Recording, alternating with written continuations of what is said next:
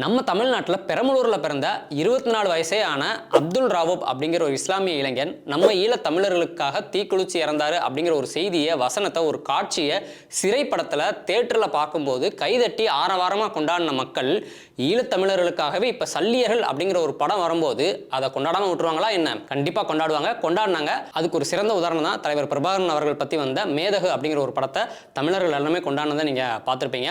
ஆனால் இப்போ இந்த சல்லியர்கள் படத்துக்கு இது சின்ன படம், பிஸ்னஸ் வராது, மக்கள் பார்க்க மாட்டாங்க, கூட்டம் வராது, ஏற்றுக்க மாட்டாங்க அப்படின்னு சொல்லி அவங்க ஒரு எப்பயும் போல ஒரு ப்ராக்டிக்கலாக பிஸ்னஸ் ரீதியாக யோசிக்கிறத ஒரு வகையில் ஏற்றுக்கிட்டாலுமே கூட வாய்ப்பு கொடுத்தாதானே தெரியும், ஸ்க்ரீன்ஸ் அதிகமாக ஒதுக்கி கொடுத்தாதானே தெரியும் மக்கள் வருவாங்களா இல்லையா, கூட்டமாக வர்றாங்களா, பார்க்குறாங்களா, ஏற்றுக்கிறாங்களா இல்லையான்னு சொல்லி வாய்ப்பு கொடுத்தாதானே தெரியும். வாய்ப்பே கொடுக்காம ஒட்டுமொத்தமாக புறக்கணிக்கிறது அப்படிங்கிறது தமிழர்கள் வரலாற்றையே புறக்கணிக்கிறதுக்கு ஒரு சமமா அப்படின்னு சொல்லி பார்க்கப்படுது. வேற யாரும் இல்லை, பிவிஆர் தான் ஸ்க்ரீன்ஸ் அதிகமாக ஒதுக்க மாட்டாங்க அப்படின்னு சொல்லி சல்லியர்கள் பட தரப்புலேருந்து பேட்டி கொடுத்தது நீங்கள் சோஷியல் மீடியாவில் எல்லாருமே பார்த்துருப்பீங்க.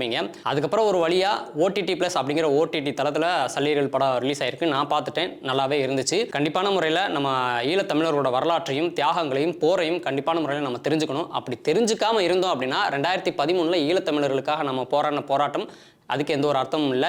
இப்போ வரைக்கும் அவங்களுக்காக நம்ம கொடுக்குற குரல்கள் அதுக்கும் எந்த ஒரு அர்த்தமும் இல்லை.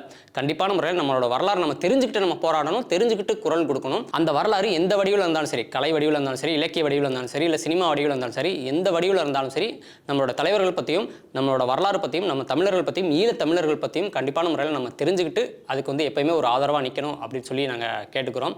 இந்த சினிமாக்குள்ளே நடக்கிற பாலிடிக்ஸை பற்றி நீங்கள் என்ன நினைக்கிறீங்க? சல்லியர்கள் படம் திரைக்கு வந்திருந்தா தமிழர்கள் அதை ஏற்றிருப்பாங்களா இல்லையா, கொண்டாடிப்பாங்களா இல்லையா அப்படிங்கிறத மறக்காமல் கமெண்ட்டில் சொல்லுங்கள்.